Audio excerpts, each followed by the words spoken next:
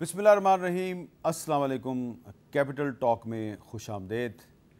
आज कुछ ऐसे वाक़यात हुए हैं कि उनसे ये पता चलता है कि एक तरफ जो वफाकी हुकूमत है उसको सुबकी का सामना करना पड़ा है, सिंध हुकूमत को हज़ीमत का सामना करना पड़ा है, पंजाब हुकूमत के अंदर भी बहुत ही गड़बड़ है, और खैबर पख्तूनख्वा में भी जो सूरत हाल है वो सूबाई हुकूमत के कंट्रोल में नज़र नहीं आ रही। जो वफाकी हुकूमत है उसने इलेक्शन कमीशन से कहा था जी कि हम ज़िमनी इलेक्शन नहीं करवा सकते, उसके लिए क्योंकि बड़े हालात ख़राब हैं और क्योंकि इस्लामाबाद में लॉन्ग मार्च होने वाला है तो इसलिए हम ज़िमनी इलेक्शन नहीं करवा सकते। ये वज़ारत दाखिला ने कहा था। सिंध हुकूमत ने कहा था इधर सैलाब आया हुआ है हमारे सूबे में, हमारे पास पुलिस नहीं है। लेकिन आज इलेक्शन कमीशन ने कहा जी कि 16 अक्टूबर को सवाए कुर्रम के बाकी तमाम हलकों में ज़िमनी इलेक्शन होगा, और सिंध में कराची में जो ज़िमनी इलेक्शन नहीं बल्कि बल्दियाती इलेक्शन है वो भी होगा। तो दोनों जो फेडरल गवर्नमेंट और सिंध हुकूमत है उसके लिए बड़ी परेशानी हो गई है। और आज पंजाब हुकूमत जो है उसके वज़ीर दाखिला हाशिम डोगर साहब जो हैं उनसे इस्तीफ़ा ले लिया गया है। ख़बरें तो ये आ रही है कि उन्होंने इस्तीफ़ा दे दिया है। हमारी खबर यह है कि उनसे इस्तीफ़ा लिया है, और किसने लिया है वो हम आपको आगे चल के बताएंगे। और इसके अलावा आज जो स्वात में हुआ है उसने एक पाकिस्तान में की सियासत में एक भूचाल जो है वो बर्पा कर दिया है कि मंजूर पश्तीन और जमात इस्लामी के सेनेटर मुश्ताक अहमद खान साहब ने एक दूसरे के हाथ में हाथ डाल के आज वहाँ पे एक मुजाहरे से मुश्तरका तौर पे ख़िताब किया। और जब स्वात सिटी के जो मेयर हैं जिनका ताल्लुक PTI से है वो जब वहाँ तकरीर करने आए तो उनकी तकरीर सुनने से लोगों ने इनकार कर दिया। तो ये क्या हो रहा है? पंजाब की भी ग्राउंड रियलिटी बदल रही है और खैबर पख्तूनख्वा की भी बदल रही है। इस्लामाबाद में जो हुकूमत है उसकी इलेक्शन कमीशन नहीं सुन रहा। हम किस तरफ जा रहे हैं और बहुत सवालात भी हैं। गुफ्तगू के लिए हमारे साथ आज मौजूद हैं जनाब वसीम सज्जाद साहब, साबिक चेयरमैन सेनेट हैं, पाकिस्तान के मुमताज़ माहिर कानून हैं जनाब एहसन इकबाल साहब, वफाकी वज़ीर बराए मनसूबाबंदी, और बैरिस्टर गौहर खान साहब इमरान खान साहब के वकील हैं, बहुत से केसेस में पाकिस्तान तहरीक इंसाफ को मुख्तलिफ अदालतों में रिप्रजेंट कर रहे हैं। वसीम सज्जाद साहब, मैं आपसे ये जानना चाहूँगा कि एक डेवलपमेंट ये हुई है कि आज इमरान खान साहब को फॉरेन फंडिंग केस में बुक कर लिया है। FIA ने उनके खिलाफ एक मुकदमा दर्ज कर दिया। ये मुकदमा है मेरे पास।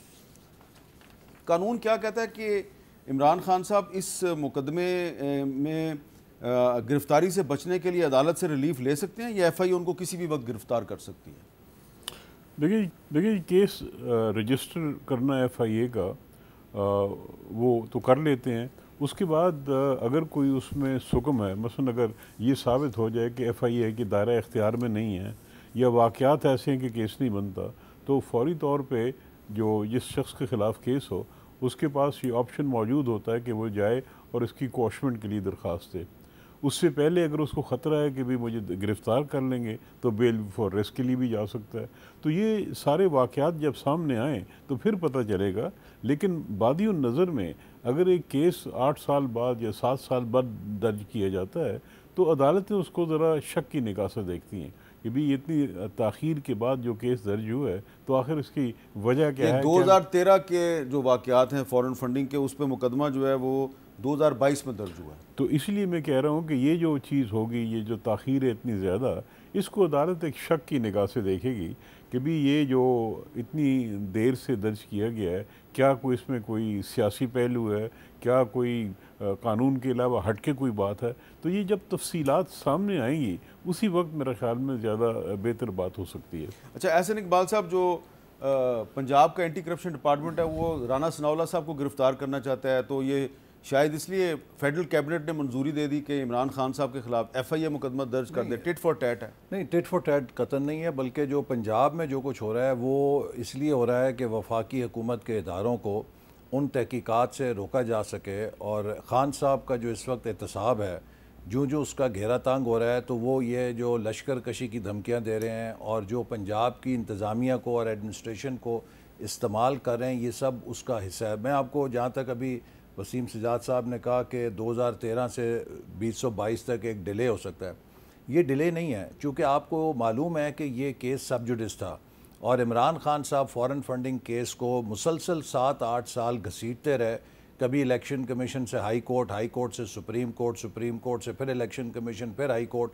तो ये 7-8 साल की जो FIA के लिए मुमकिन नहीं था कि इसमें वो मुदाखलत करती, चूँकि ये केस अदालतों के ज़ेर समात था, उनके ज़ेर गौर था। और अब जबकि इलेक्शन कमीशन ने इसका हतमी फ़ैसला किया है اس کے بعد پھر کابینہ نے ایف آئی اے کو کہا کہ اب الیکشن کمیشن کے فیصلے کی روشنی میں آپ اس کی پڑتال کریں، اور جب انہوں نے پڑتال کی تو اتنے بھیانک انکشافات ہوئے کہ عمران خان صاحب نہایت ہی دیدہ دلیری کے ساتھ وہ رقم کہ جو انہوں نے خیرات کے نام پہ، چندوں کے نام پہ اکٹھی کی تھی، اس کو وہ اپنے ذاتی مقاصد کے لیے، تشہیری مہم کے لیے، سیاسی جماعت کے لیے، سیاسی مقاصد کے لیے استعمال کرتے رہے۔ اور یہاں پر یہ بات بھی میں ضرور ایڈ کرنا چاہوں گا کہ جب یہ اس کے بارے میں فائنینشیل ٹائمز نے سٹوری بریک کی، آج تک جس وقت ہم یہ بات کریں عمران خان صاحب نے کئی مہینے گزر گئے ہیں، فائنینشیل ٹائمز کے خلاف کوئی مقدمہ نہیں کیا، جبکہ شہباز شریف صاحب کے خلاف جب ڈیلی میل نے سٹوری کی تھی انہوں نے فوراً سیم منتھ اس کے خلاف ہرجانے کا اور برطانیہ کی عدالتوں میں مقدمہ کر دیا تھا۔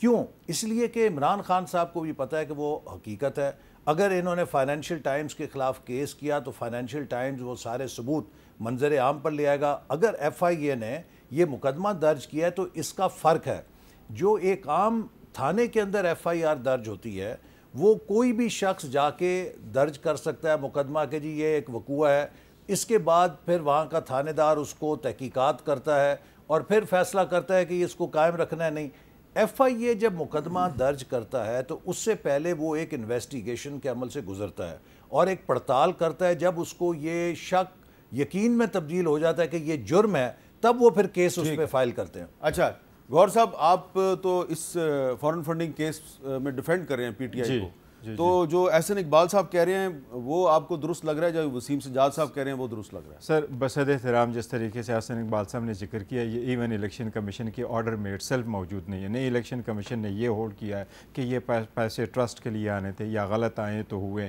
The only issue before the election commission was کیا یہ لوگ جنہوں نے پیسے دیے ہیں اور پی ٹی آئی کو ہی دیے، کیا وہ لوگ پیسے دے سکتے ہیں کہ نہیں؟ وہ ہمارا ورشن یہی ہے کہ ہمیں صرف پاکستانی نیشنل دیے، فارن نیشنل نے پیسے نہیں دیے۔ لیکن اس میں ایک عرض کروں، اس انکوائری کو اگر آپ ایف آئی آر دیکھ لیں، یہ انکوائری نمبر 105 لکھا ہوا ہے اس کے اوپر، یہ انکوائری نمبر 105 آف 2022 ہے۔ اس کو ہم نے اسلام آباد ہائی کورٹ کو میں نے چیلنج کیا۔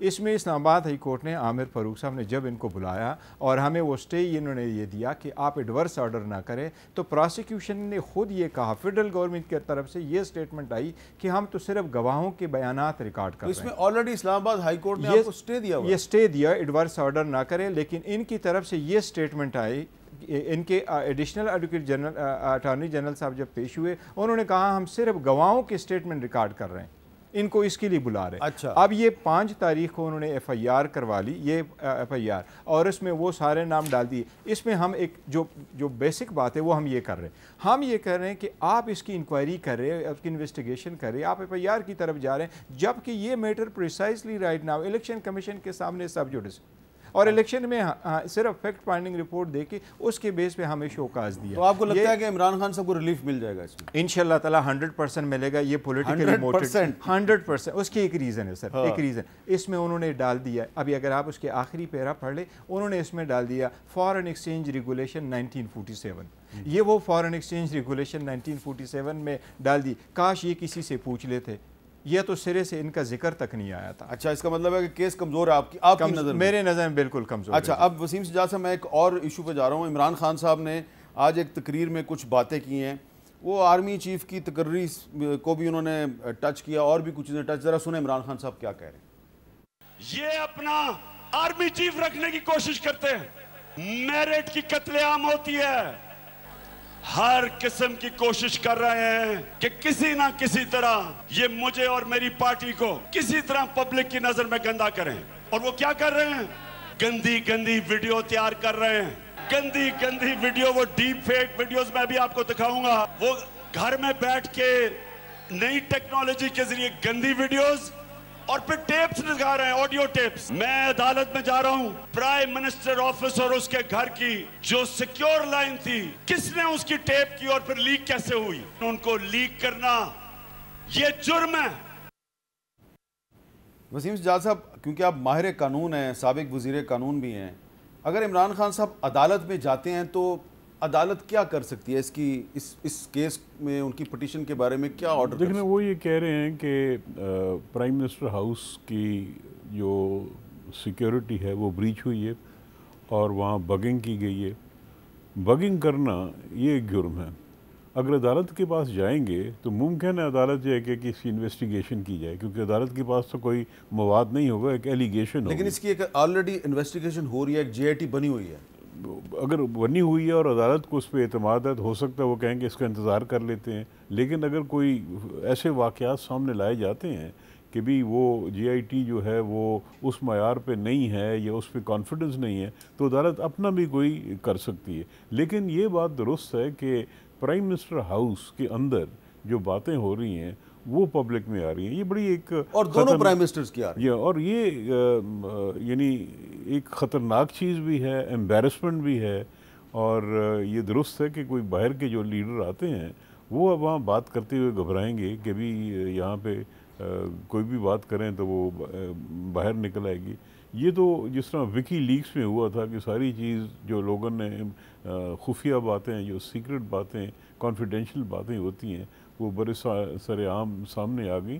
तो ये एक बहुत सख्त, एक संगीन किस्म की ब्रीच है सिक्योरिटी की, जिसकी वाकई इन्वेस्टिगेशन होनी चाहिए कि ये कैसे हुआ, क्यों हुआ, किसने किया। तो मेरा ख्याल में ये जितनी जल्दी हो जाए तो बेहतर होगा। अच्छा एहसन इकबाल साहब, तो ये जो ऑडियो लीक्स हैं इसकी तो होनी चाहिए, लेकिन वो जो इमरान खान साहब कह रहे हैं कि आप या आपकी पार्टी या आपके साथी गंदी गंदी वीडियोस उनकी बना रहे हैं, उसकी भी तो होनी चाहिए ना इन्वेस्टिगेशन। देखिए गंदी वीडियोस नहीं बननी चाहिए। सबसे पहली बात तो ये है कि जिस तरह खान साहब ने कहा ना, मैं तो उसको देख के ये कहूँगा चोर की दाढ़ी में तिनका। कोई फैब्रिकेट ने ना, हम इस किस्म की पॉलिटिक्स पे यकीन रखते हैं, और अगर कोई ऐसी वीडियो होगी तो वो फॉरेंसिक उसका ऑडिट होकर पता चल सकता है कि किसी ने बनाई है या नहीं बनाई है। इसके ऊपर कोई इतनी रॉकेट साइंस नहीं है। लेकिन मैं इनकी दो बातों का जवाब देना चाहूँगा। जो इन्होंने कहा कि प्राइम मिनिस्टर हाउस में जो ऑडियोज़ हैं लीक हो रही हैं, डब्बे वहाँ पे कोई रिकॉर्डिंग की जाती थी, यकीनन इस पे हम सब बहुत कंसर्न्ड हैं, और काबीना ने इसके लिए एक हाई लेवल JIT बना दी है, और ख़ान साहब को भी चाहिए कि उसके साथ ताउन करें, और उस JIT में पाकिस्तान के तमाम सिक्योरिटी के इदारे हैं। दूसरी बात यह है कि जहाँ तक मुझे याद है, शायद आपको भी याद होगा, कि ख़ान साहब जब वज़ीर आज़म थे तो ख़ुद ये फरमाते थे कि पाकिस्तान की सिक्योरिटी की जो एजेंसियाँ हैं ये प्राइम मिनिस्टर की और सबकी बातें सुनती हैं और रिकॉर्ड करती हैं, और उन्हें सब पता होता है कौन किससे बात कर रहा है, सिक्योरिटी के लिए। जी, और हाँ, उनकी सिक्योरिटी के लिए। तो हो सकता है कि खान साहब ने ये सारा मैकेनिज़्म अपने दौर में ही कायम किया हो, जिसका अब उन्हें आज शिकायत हो रही है। तो लिहाजा खान साहब भी तो बताए ना कि जब वो वज़ीर आज़म थे वो तो ये इन्होंने क्या किया फिर, अगर ये काबिल इतराज़ बात थी, वो तो उस वक्त इसको एक बहुत बड़ा सिक्योरिटी कवर करके बता रहे थे कि जनाब सिक्योरिटी के इदारे जो हैं वो वज़ीर आज़म की और सबकी बातें रिकॉर्ड करते हैं और वो सुनते भी हैं सारा। अब तीसरी बात जो है, जो सबसे ख़तरनाक बात की है, देखिए पाकिस्तान के अंदर आर्मी जो है वो हमारा एक कौमी दफाई इदारा है। जो पाकिस्तान के फ़ौज का सरबराह है, जिसे हम सिपह सलार कहते हैं, आर्मी चीफ़ कहते हैं, वो पाकिस्तान की दिफा के एक अलामत होता है। इमरान खान साहब ने जिस तरीके से वतीरा पकड़ा हुआ है कि फ़ौज को और फ़ौज के सरबराह की तकर्री को पोलिटिसाइज़ कर रहे हैं, इस तरह तो मैं समझता हूं कि कभी किसी ज़िले में DSP की तकर्री पे भी झगड़ा किसी ने नहीं किया। इतनी बात कर रहे हैं कि मेरिट पे तकर्री नहीं हो रही, मेरिट का कत्लेआम अब आप मुझे बताइए कि मेरिट का कत्लेआम मेरिट तब होगा जब इमरान खान अपॉइंटमेंट करेगा। अगर इमरान खान अपॉइंटमेंट नहीं करेगा तो मेरिट का कत्लेआम हो जाएगा। अच्छा, अब अगर इन्हें इतराज़ है, इनकी एक तकरीर थी कि जनाब ये शहबाज शरीफ तो नवाज़ शरीफ से जाके मशवरा करेगा और एक लीडर जो बाहर बैठा है वो क्यों मुदाखलत कर रहा है। अव्वल तो ये फ़ैसला शहबाज शरीफ साहब बैसियत वज़ीर आज़म करेंगे और आइन और कानून इसकी इजाज़त देता है। और दूसरी बात यह है कि जो सदर साहब ने भी कहा कि जी इत्तफ़ाक़ राय होना चाहिए। देखिए, आप ऐसे ओहदों को सियासी इत्तफ़ाक़ राय के ताबे इसलिए नहीं कर सकते कि अगर जिस तरह इलेक्शन कमीशन में हुआ था या नैब के चेयरमैन पे होता है कि जी इत्तफ़ाक़ राय नहीं हो रहा, तो क्या 6-6 महीने 1-1 साल आर्मी चीफ का ओहदा खाली रहेगा? ये एक एग्जेक्टिव अपॉइंटमेंट है और ये प्राइम मिनिस्टर ने करनी है। अच्छा, अगर इमरान खान साहब की बात मान ली जाए कि नवाज़ शरीफ साहब इस पर शायद असरअंदाज हो सकते हैं, तो नवाज़ शरीफ साहब ने जो आर्मी चीफ लगाए थे वो तो आपको इतने पसंद आए, वो तो इतने मेरिट पे थे कि आपने उन्हें एक्सटेंशन भी दी, और अब आप उनकी मज़ीद एक्सटेंशन की भी बात कर चुके हैं। तो आपको क्या हक पहुंचता है कि आप शहबाज शरीफ साहब की या नवाज़ शरीफ साहब की जजमेंट को कॉल करें? अच्छा गौर साहब, क्योंकि आप तहरीक इंसाफ के वकील हैं, तो अगर इमरान खान साहब अदालत में जाते हैं कि जी یہ گندی گندی ویڈیوز بن رہی ہیں, آڈیوز آ رہی ہیں, اس کی انکوائری کریں. تو یہ بات کرے گی, بات آئے گی وہاں پہ, جو مخالف وکیل ہوگا وہ کہے گا جناب جی عمران خان صاحب تو خود کہتے تھے کہ ایجنسیز کو حق حاصل ہے کہ وہ پرائم منسٹر کی ٹیپ کریں. حامد میر صاحب, یہ پولیٹیکل ایشو میں نہیں سمجھتا ایک پولیٹیکل ایشو ہے اور بڑا سیریسلی لینا چاہیے. پاکستان ایک نیوکلیر ملک ہے اور یہ نیشنل سیکیورٹی کا مسئلہ ہے, یہ ایک سیکیور لائن ہے. کنٹینٹ سیکنڈری چیز ہے. سب سے پہلے اس کا پتہ لگانا چاہیے کہ یہ لیکس کس نے کیے اور یہ کس طرح ہوئی ہے, کیونکہ کوئی جگہ پر ایسے ہیں کہ عمران خان صاحب بنگالہ میں, وہاں کی بھی لیکس ہے, یہ آرمی ہاؤس میں وہاں کی بھی لیکس آئی ہے, اس میں جو جتنی بھی ڈیٹیل میں آئی ہے. لیکن اس پہ سپریم کورٹ اگر جاتے ہیں اور جانا چاہیے تو سپریم کورٹ کو ایک کمیشن بنانا چاہیے. اور پہلی مثال اس کی موجود ہے, سپریم کورٹ نے میمو گیٹ پہ کمیشن اس لیے بنایا تھا کہ نیشنل سیکیورٹی کو تھریٹ ہوا تھا. انہوں نے کہا نیشنل انٹرسٹ کے خلاف ہے, اور چاروں صوبوں کے سے 3 چیف جسٹسز کو لیا گیا اور انہوں نے کہا ویڈیو لنک کے ذریعے سے جہاں جہاں سے آپ چاہے آپ رپورٹ ہمیں سبمٹ کر لیں اور وہ ان کیمرہ پروسیڈنگ کرے, بٹ آپ ضرور سبمٹ کریں. اس پہ ضرور انکوائری ہونی چاہیے کہ یہ کس نے کیا ہے اور یہ کون سی ایجنسی بیچ میں انوالی. اور یہ جو پھر جس طرح پہلے قطری ہتھیار کرتے تھے, اب آئے دن ایک نہ ایک ویڈیو لیک سے. اچھا آپ کچھ کہنا چاہ رہے ہیں؟ میں یہ کہنا چاہ رہا ہوں کہ دیکھیے یہ جو آڈیو لیک یہ سارا ہے نا, ایک تو بات یہ ہے کہ یہ جو سمارٹ فونز ہیں نا آج کل, یہ چلتا پھرتا بگنگ ڈیوائس ہے, تو کوئی بھی محفوظ نہیں ہے اور ہر جگہ لیکن یہ کیبنٹ کی میٹنگ میں نہیں ہونا چاہیے. جی نہیں ہونا چاہیے. لوگ اس کو اگر پی ایم ہاؤس میں, جی پی ایم ہاؤس میں لے کے جاتے تھے. دوسری بات یہ کہ آپ کو یاد ہوگا کہ پریزیڈنٹ نکسن جو ہے نا, ان کو یہ خبت ہو گیا تھا کہ میں امریکہ کی تاریخ کا واٹر گیٹ سکینڈل سب سے عظیم صدر ہوں. انہوں نے کہا کہ میری ہر چیز جو ہے ریکارڈ ہونی چاہیے اور یہ آرکائیو ہونی چاہیے کہ میں نے صدارت کس طرح کی ہے. اور وہی جو ان کی آڈیو ریکارڈنگز تھی, واٹر گیٹ سکینڈل بن گیا. اب کیا پتا خان صاحب نے کہا کہ میں ایک بہت عظیم لیڈر ہوں, میری ساری گفتگو. لیکن یہ شہباز شریف صاحب کی اور آپ لوگوں کی بھی تو آئی ہے, وہ سسٹم بنا ہوگا نا تبھی کا. اچھا وسیم سجاد صاحب, میں آپ سے یہ جاننا چاہ رہا ہوں کہ جو پریزیڈنٹ آف پاکستان جو ہیں وہ کہتے ہیں جی کہ آرمی چیف کی تقرری بھی اتفاق رائے سے ہونی چاہیے. قانون کیا کہتا ہے اس بارے میں؟ قانون یہ کہتا ہے جی, اس میں قانون بھی ہیں, کچھ روایات بھی ہیں, اور یہ کافی عرصہ سے یہ طریقہ کار چل رہا ہے. وہ یہ ہے کہ جب آرمی چیف کے تقرر کا وقت آتا ہے تو ایک پینل, کوئی کہتے ہیں یہ 3 نام, کوئی کہتے ہیں 5 نام, وہ ڈیفنس منسٹری کے تھرو بھیجے جاتے ہیں پرائم منسٹر کو. پرائم منسٹر اکثر جو سابقہ جو موجودہ یعنی اس وقت جو چیف آف آرمی اسٹاف ہوتے ہیں ان سے مشورہ بھی کرتے ہیں. کوئی ممانعت نہیں کہ وہ جو chairman joint chief of staff ہے ان سے بھی مشورہ کر لیں, مشورہ کرنے میں کوئی رکاوٹ نہیں ہے. اس کے بعد پرائم منسٹر جس نام کو مناسب سمجھیں تو وہ پھر صدر کو ایڈوائس کے ساتھ بھیجتے ہیں کہ ان کا تقرر کر دیا جائے, اور پھر صدر اس کا تقرر کر دیتے ہیں. تو یہ جو سلیکشن ہوتی ہے یہ عام طور پہ جو سینئر موسٹ لیفٹیننٹ جنرلز ہوتے ہیں آرمی کے, ہر ایک کی سروس کو 30-35 سال ہوتی ہے, ہر ایک مختلف مراحل سے گزر کے وہاں پہ پہنچتا ہے, مختلف امتحانات بھی ہوتے ہیں, ان کے طرح طرح کے راستے میں ہوتے ہیں مراحل جس سے وہ وہاں پہنچتے ہیں.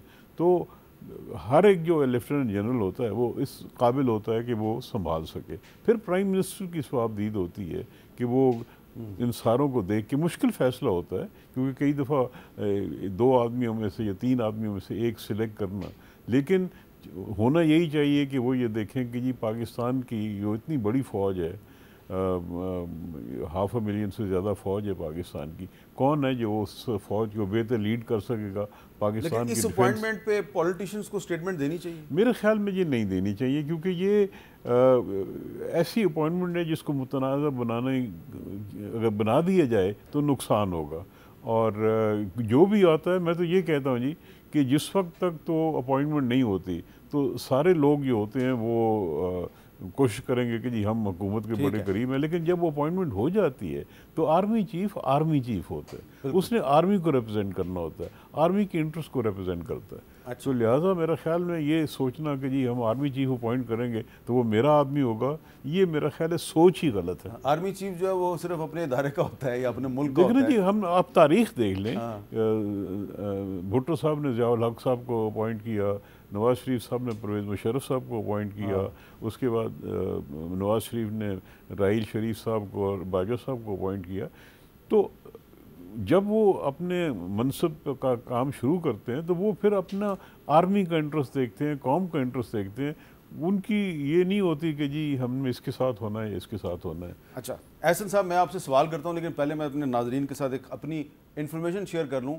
آپ کے وزیر داخلہ ہاشم ڈوگر صاحب کا ہاتھ سے لکھا ہوا ہے کہ استعفیٰ جو ہے وہ ٹی وی چینلز کی اسکرینوں پر نظر آ رہا ہوگا، اور کہا یہ گیا کہ جی انہوں نے استعفیٰ دے دیا، لیکن ہماری انفارمیشن یہ ہے کہ ہاشم ڈوگر صاحب جو ہیں ان سے پاکستان تحریک انصاف کے سربراہ عمران خان صاحب نے خود استعفیٰ لیا ہے۔ انہوں نے ان کو بلایا، ان سے کہا کہ آپ استعفیٰ دے دیں۔ اب اس کے پیچھے ایک لمبی کہانی ہے، لیکن میں اس کو مختصراً یہ بیان کروں گا کہ عمران خان صاحب جو ہیں وہ ان سے خوش نہیں تھے۔ عمران خان صاحب کو ہاشم ڈوگر صاحب کے بارے میں مختلف قسم کی انفارمیشن صحیح یا غلط فیڈ کی جا رہی تھی۔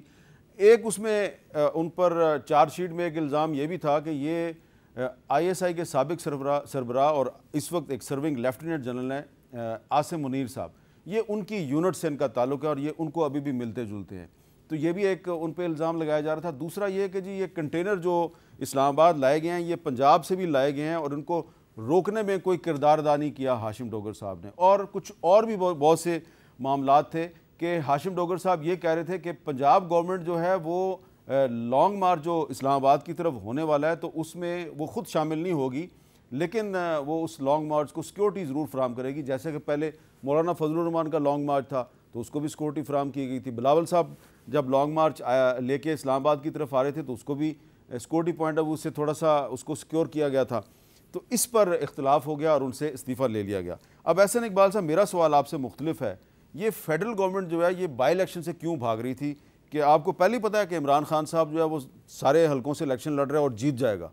ایسی کوئی بات نہیں ہے۔ دیکھیے اصل وجہ یہ ہے کہ جیسے آپ نے ابھی خود ہی کہا کہ عمران خان صاحب اس وقت بہت ڈیسپریٹ ہوئے ہیں اور وہ چاہتے ہیں کہ جو ان کی انکوائریز ہیں، جو ان کا احتساب ہے، اس عمل کو وہ کسی طرح بلاک کریں، سیبوٹاج کریں، اور اگر وہ کیپٹل کی طرف آتے ہیں، پاکستان کا کیپٹل جو ہے وہ پاکستان کی ریاست اور وفاق کی علامت ہے، یہاں پہ تمام سٹیٹ انسٹیٹیوشنز ہیں، یہاں پہ آپ کی پارلیمنٹ ہے، یہاں پہ سپریم کورٹ ہے، یہاں پہ ساری ڈپلومیٹک آپ کے مشنز ہیں، یہاں پہ ایوان صدر ہے، ایوان وزیر اعظم ہے، تو خدا نہ خواستہ اگر کسی قسم کا کیپٹل کے اوپر رن ڈاؤن ہوتا ہے تو آپ اندازہ کیجئے کہ پاکستان ایک نیوکلیئر سٹیٹ ہے، کوئی عام ریاست نہیں ہے، اس کا کیا امیج دنیا کے اندر جائے گا۔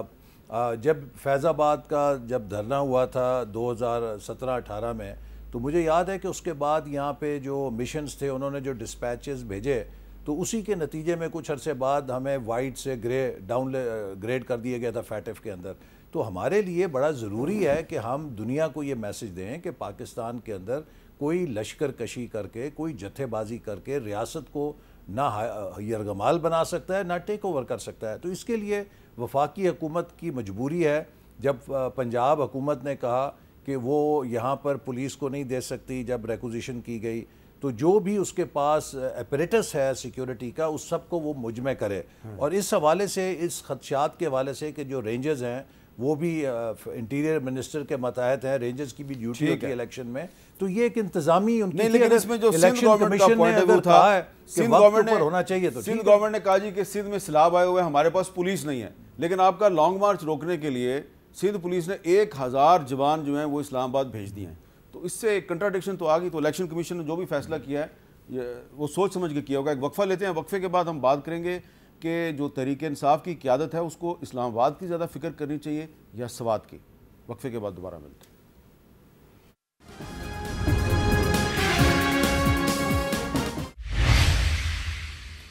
کیپٹل ٹاک میں دوبارہ خوش آمدید۔ آج سوات کے علاوہ خیبر پختونخوا کے کئی علاقوں میں جو بدامنی ہے اس کے خلاف مظاہرے ہوئے ہیں، اور اس میں ایک بہت ہی غیر متوقع جو ہمیں ایک منظر نظر آیا کہ پی ٹی ایم کے رہنما منظور پشتین اور جماعت اسلامی کے رہنما سینیٹر مشتاق احمد خان صاحب جو ہیں انہوں نے ایک دوسرے کے ہاتھوں میں ہاتھ ڈال کے انہوں نے سوات میں مظاہرے سے خطاب کیا۔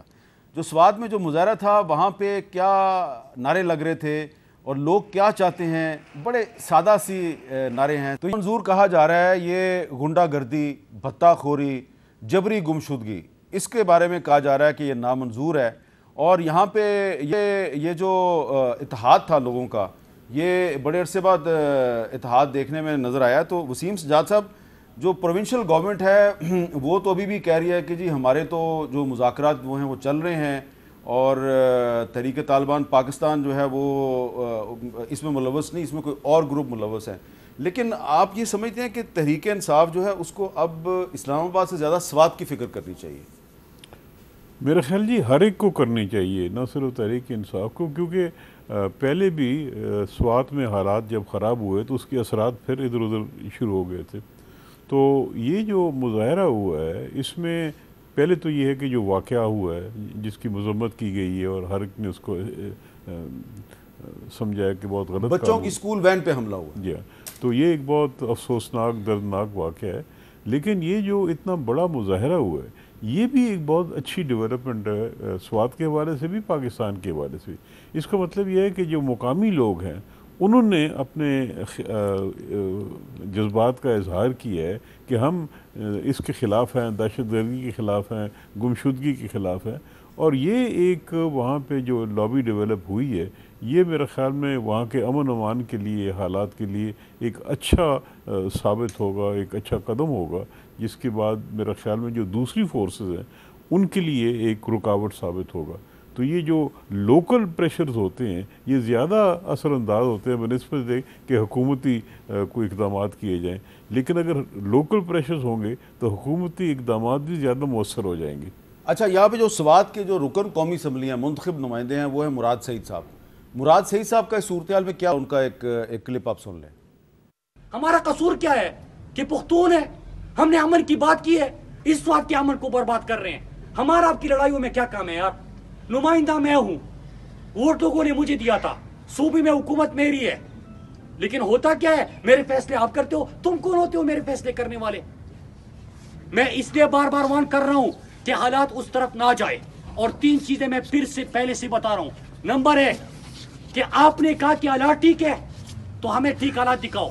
آج میرے بچے جو ہے وہ اسکول جانے والے بچے یار، ان کے اوپر فائرنگ ہوئی ہے. احسن اقبال صاحب، کیا مراد سعید صاحب جو ہیں وہ درست کہہ رہے ہیں؟ دیکھیے مراد سعید صاحب جو گفتگو کر رہے ہیں ان کے پیچھے پوری ان کی اسکواڈ کھڑی ہے، کمانڈو بھی کھڑا ہے، پولیس بھی کھڑی ہے، کے پی میں حکومت ان کی ہے، لا اینڈ آرڈر کے پی حکومت کا مینڈیٹ ہے. دیکھیے مسلسل وہاں پر جو کے پی کی حکومت ہے وہ اپنا کام نہیں کر رہی، لا اینڈ آرڈر میں مسلسل فیل ہو رہی ہے.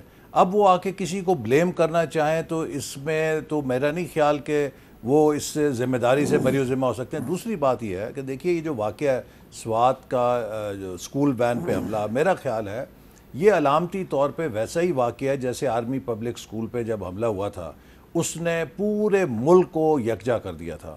اور آپ نے جو مظاہرہ دیکھا سوات میں، یہ سوات میں اسکول وین کے اوپر حملے نے اسی طرح پورے وہاں کے علاقے کو اور لوگوں کو اکراس دا پولیٹیکل ڈیوائڈ سب کو اکٹھا کر دیا.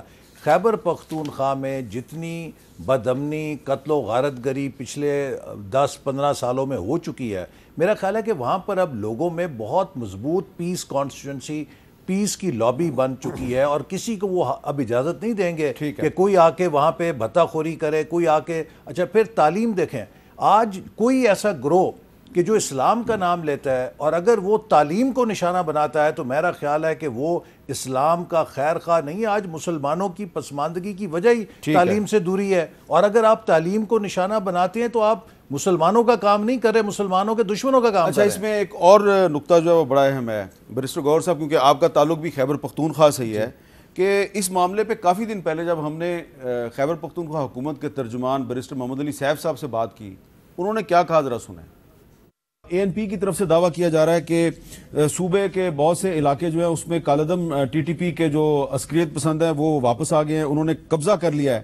اس پہ آپ بطور حکومت خیبر پختونخوا کے ترجمان کے کیا کہیں گے؟ اس بات سے تو میں قطعی اختلاف کروں گا کہ ٹی ٹی پی کے جن لوگوں کے ساتھ ہماری بات چیت چل رہی ہے وہ ان کی سنجیدگی کا اس بات سے اندازہ لگایا جا سکتا ہے کہ وہ انہوں نے یہ کانفیڈنس بلڈنگ میجر کے طور پہ، ایک اعتماد سازی کے طور پر یہ کمٹ کیا ہے کہ جب بھی وہ کوئی کارروائی کریں گے تو اس کو وہ باقاعدہ اون کریں گے، اور اگر وہ کوئی کارروائی نہیں کریں گے لیکن وہ ان سے منسوخ کی جائے گی تو وہ اس کو ڈس اون کریں گے.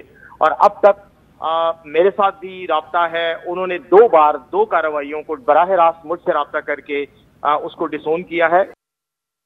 آج بھی بیرسٹر صاحب نے پریس کانفرنس کیا ہے, آج انہوں نے کیا کہا ذرا وہ بھی سن لیں. جو واقعہ طالبان کے ساتھ ہوتا ہے یا طالبان کہتے ہیں کہ ہم نے کیا ہے, تو وہ طالبان نے تو کیا ہوگا, لیکن یہ ضروری نہیں ہے کہ وہ ٹی ٹی پی بھی کا واقعہ ہو. ٹی ٹی پی بذات خود ایک تنظیم ہے, مین تنظیم ہے ان کی, لیکن اس تنظیم کے علاوہ کئی اور گروپ ہیں. ان گروپوں نے کالعدم ٹی ٹی پی کے ساتھ جو مذاکرات ہو رہے تھے ان کا انکار کیا ہے, اس سے بغاوت کی ہے. وہ کہتے ہیں ہم نہیں مانتے یہ مذاکرات اور ہم جنگ جاری رکھیں گے. تو میں اس بات کی وضاحت کرنا چاہ رہا ہوں کہ یہ جتنے واقعات ہو رہے ہیں جس میں طالبان کی طرف سے ذمہ داری قبول کی جاتی ہے, تو یہ ضروری نہیں ہے کہ یہ ٹی ٹی پی کے ساتھ ہی یا وہی مرتکب ہوں, ذمہ دار ہوں ان واقعات. اب اس میں یہ بتائیں کہ کیا مراد سعید کے موقف میں اور خیبر پختونخوا حکومت کے ترجمان کے موقف میں بہت فرق نہیں ہے؟ سر دیکھیں, وہ جو اوورآل جس بات کی طرف وہ اشارہ کر رہے ہیں وہ یہ کہہ رہے ہیں کہ اسی طرح بلیم نہ کرے کہ صرف اور صرف جو بھی کارروائیاں ہو رہی ہے یہ ٹی ٹی پی ہی کر رہی ہے.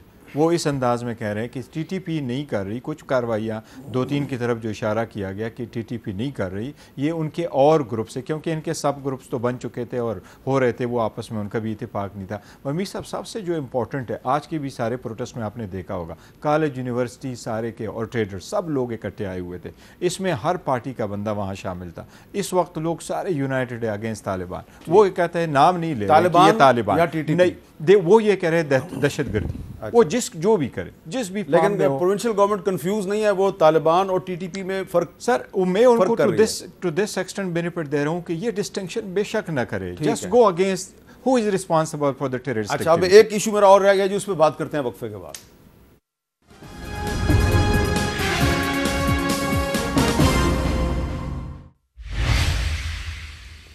کیپٹل ٹاک میں دوبارہ خوش آمدید. اس وقت پاکستان کی سیاست میں ایسے بہت سے سوالات ہیں جس کا بہت سے لوگ جواب ڈھونڈنے کی کوشش کر رہے ہیں, اور اس میں ظاہری بات ہے جو قانونی اور آئینی سوالات ہیں اس کا جواب میں تو وسیم سجاد صاحب سے جاننے کی کوشش کروں گا. وسیم سجاد صاحب, یہ اچانک کچھ سٹیٹمنٹس آئی ہیں اور وہ سٹیٹمنٹس میں ان میں بڑی مماثلت نظر آ رہی ہے. چیف جسٹس آف پاکستان بھی کہہ رہے ہیں کہ جو 62(1)(f) ہے تاحیات نااہلی کا قانون, یہ ڈریکونین لا ہے. نواز شریف صاحب بھی کہہ رہے ہیں یہ ایک سیاہ قانون ہے. یہ قانون ختم کیسے ہو سکتا ہے؟ دیکھیں جی, پہلے تو یہ کہ یہ قانون آیا کیسے. یہ جب 1973 کا آئین بنا تھا تو اس وقت یہ چیز وہاں پہ شامل نہیں تھی. ضیاء الحق صاحب نے جو ان کو اختیارات دیے گئے تھے سپریم کورٹ نے کہ آپ امینڈ کر سکتے ہیں آئین کو, اس کے تحت یہ شک جو ہے آئین میں داخل کی. صادق اور امین, صادق والی, امین کا لفظ شاید نہیں ہے, بہرحال وہ اس میں جو بھی ہے. تو اس کے بعد یہ سپریم کورٹ میں معاملہ آیا کہ اگر کوئی ایسا فیل کرتا ہے جو اس شک کے دائرے کے اندر آتا ہے تو کیا اس کی ڈسکوالیفیکیشن فار لائف ہوگی, یا جس طرح دیگر چیزیں آئین میں لکھی ہوئی ہیں, کیونکہ بہت سی چیزیں ایسی ہیں جہاں پہ اس کو اگر سزا ہو جائے تو وہ 5 سال کے لیے ہوتی ہے, یعنی سزا کے بعد 5 سال کے بعد ختم ہو جاتی ہے. کنٹیمپٹ آف کورٹ بھی اگر ہو 5 سال کے بعد ختم ہو جائے گی. تو یہ ایک ایسی شک ہے جس میں کوئی لکھا نہیں ہوا کہ وہ کتنے عرصہ ہوگی. تو سپریم کورٹ نے ایک فیصلے میں کہا ہے کہ یہ تاحیات ہوگی. تو اس سے مشکلات پیدا ہو گئی ہیں, کیونکہ کوئی سیاست میں کسی کو تاحیات ڈسکوالیفائی کرنا, یہ نہ کوئی بہت سی پارٹیاں جو ہیں آپ کے مختلف سب کہہ رہی ہیں کہ یہ غلط ہے, اور اس کا جو اگر مقصد ہے تو اس سے پاپولیرٹی میں بھی کمی نہیں آتی. یعنی وہ جس کو آپ ڈسکوالیفائی کرتے ہیں وہ پاپولیرٹی اس کی بڑھ جاتی ہے. فرسٹریشن ہوتی ہے کہ جی یہ شخص ختم کیسے ہوگا سر؟ ختم کرنے کا یہ طریقہ 2 طریقے ہو سکتے ہیں. ایک تو یہ ہے کہ آئین میں ترمیم کی جائے, اور اس کے لیے 2/3 اکثریت چاہیے ہوئے گی نیشنل اسمبلی میں اور سینٹ میں. اس وقت لگ رہا ہے کہ مختلف پولیٹیکل پارٹیز اس کے حق میں ہیں, لیکن میرے خیال میں اس وقت جو اسمبلی ہے اس کی تعداد ہی اتنی کم ہے کہ 2/3 شاید ممکن نہ آف دی ٹوٹل ممبرشپ.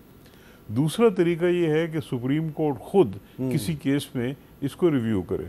تو کچھ لوگوں نے پٹیشنز فائل کی ہوئی ہیں, اور ممکن ہے کہ سپریم کورٹ اس کو ٹیک اپ کرے اس معاملے کو. لیکن معاملہ کافی مشکل ہے, مطلب مشکل معاملہ ہے, یہ آسان نہیں ہے, مشکل معاملہ ہے, کیونکہ سپریم کورٹ کا ایک فیصلہ ہے, بڑا سوچ بچار کے بعد فیصلہ کیا. تو میں بھی اس وقت ایک مشکل کا شکار ہوں کہ میرے پاس ٹائم نہیں ہے احسن صاحب.